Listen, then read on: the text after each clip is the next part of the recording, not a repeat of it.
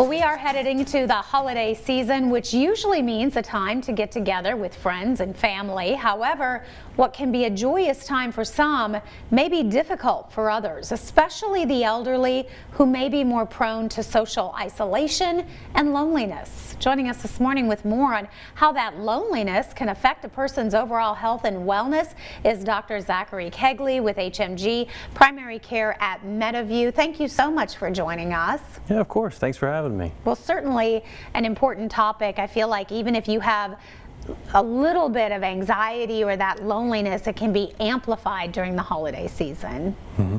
Absolutely, yeah. Especially as you get older, things change. People who are older are a little more risk for being lonely during the holidays. It's a time we think about as a warm time to spend with friends and family, but we need to remember the people who it may be a difficult time for.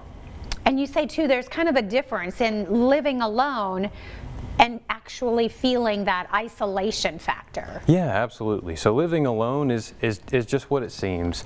You know, you live by yourself, you cook, you clean, you make your decisions, but feeling isolated and feeling lonely is a disconnection from other people, from emotional support and from just that social interaction that we need on a daily basis. And you said that emotional toll can actually take a toll on their physical health as well. Absolutely, yeah. There's evidence that social isolation and loneliness play into heart disease, obesity, Alzheimer's and dementia, so definitely want to stay on top of that. And of course, as a family member, you may have an older parent living alone. What are some of the signs that we should be watching for that might be an indicator that they're having some of those feelings? Yeah, so when you're looking at your family members, your friends, or even if it's something that you see in yourself, if you're watching this, you want to look for as you get older, there's some risk factors, and that's trouble with vision, with hearing, trouble moving around. Those all create barriers to interacting with people. Some other things would be as you get older, you're more prone to lose friends, lose family members, and that loss also puts you at risk for isolation. So what can we do as a family member? Sure, the biggest thing is what we're doing now is being aware of it and paying attention to it.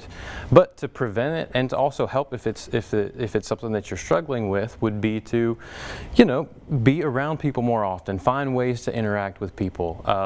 If you have hobbies, if it's something that maybe you used to enjoy, pick it back up or find a new one that can give you some motivation. Be around people in terms of volunteering or joining a church or a club or you know, really just finding a way to be around people. That's one good thing. Another thing you could do would be to schedule social interactions. With technology now, we have phones, we have video chats. So if there's people who you're close with that maybe you don't live by, you can't go see on a regular basis, you can be in touch through those means, video chats and things like that. Sounds like being very intentional, you know, almost setting up those times and kind of helping. And I suppose as a family member, we could kind of help facilitate that as well. Sure, yeah. Social interactions are two-sided. So if you notice that somebody's going through that loneliness, then reach out to them, whether it's a friend or a family member or a neighbor.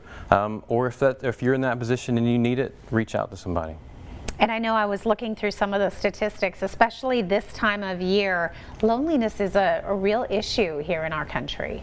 It is, yeah. We think about the holidays as being time to spend with family and friends, but some people don't have that. They don't have that, the family and friends, the regular interaction, so it's a tough time for them. And we need to think about those people this time of year. All right, and certainly get out there and volunteer if you can. I know a lot of different assisted livings and nursing homes. You can always go visit and sing some Christmas carols and brighten some days. It's great to have you on the show, Dr. Kegley. Thank you so much. Thank you. If you would like more information, you can always go to their website as well. That's HolstonMedicalGroup.com.